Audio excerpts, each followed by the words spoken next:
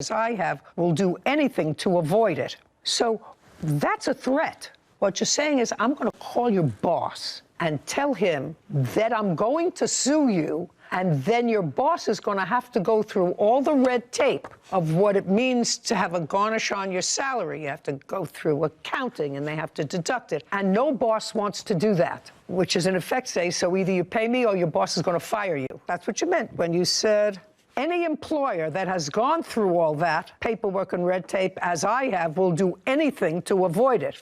The anything is firing the employee. The only thing that you can legally fire somebody. Just a second. Whether you can legally fire them or not, that's what you were threatening. That's what that said. So we got an order of protection against you. Correct. And? Then I didn't fight it because I didn't anticipate having any conversations or contact with him. When you wrote this letter, yes. You had the boys. Yes. Right. Not before. No. Not before. And he had had the boys for some time alone. 3 months. He had had the boys for some time alone. Okay. Let's go back to my original question, which was, when the boys went back to their father, was it acrimonious or harmonious? It was not good. Well, so tell me your version of what happened.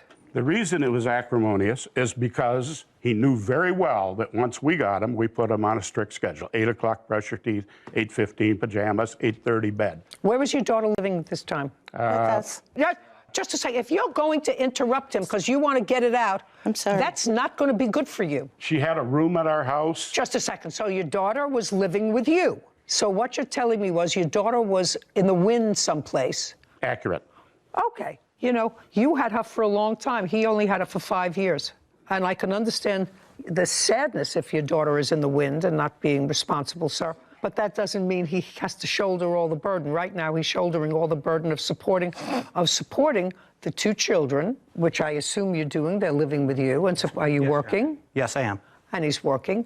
Your daughter is not. She's working 2 jobs. She always has. If she's working 2 jobs, why was she in a room? She wasn't renting. She was living there free. Okay. So now let's get back to this acrimonious transfer of the children back in July. Dalton called me, or called the kids. Okay, so he called the children. After bedtime. Okay. Called my wife's phone 4 times. Ring, ring, ring, ring. And she wouldn't answer because kids were in bed. And then he called my phone twice. The second time, I have an old flip phone. I flipped it, walked in, because now I hear the boys are awake. I let them talk to the boys. And then I took the phone back, and I said some naughty things to him and hung it up. What did you say naughty things to him for? Because I was very angry at him.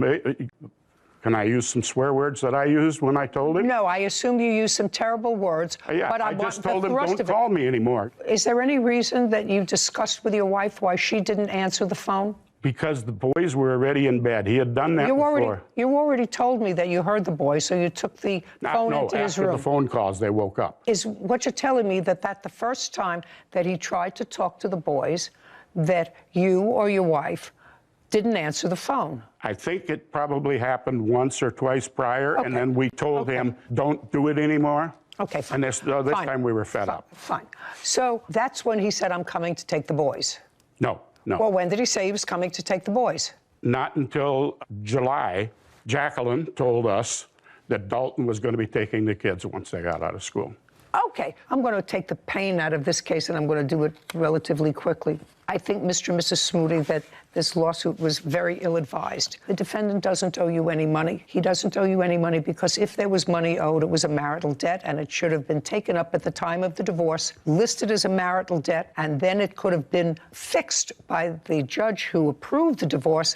How much and by whom? You chose not to do that. It was only after a very acrimonious set of circumstances, roughly 5.5 years later, after this truck was purchased, that you chose to exercise any prerogatives with regard to a debt, except this letter, which threatens to go to his boss to get him fired if you don't stop making payments, and that was only after the 2 children came to live with you and were sort of overwhelmed.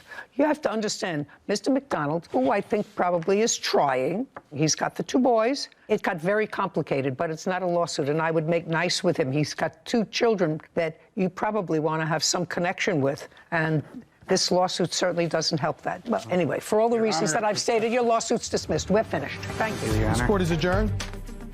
He owes us that money. He admitted he owed us the money. I think the judge was absolutely correct. He promised he was going to pay us the money back. I don't owe Jerry any money. Kids are irresponsible, have no sense of honor, duty, respect, responsibility.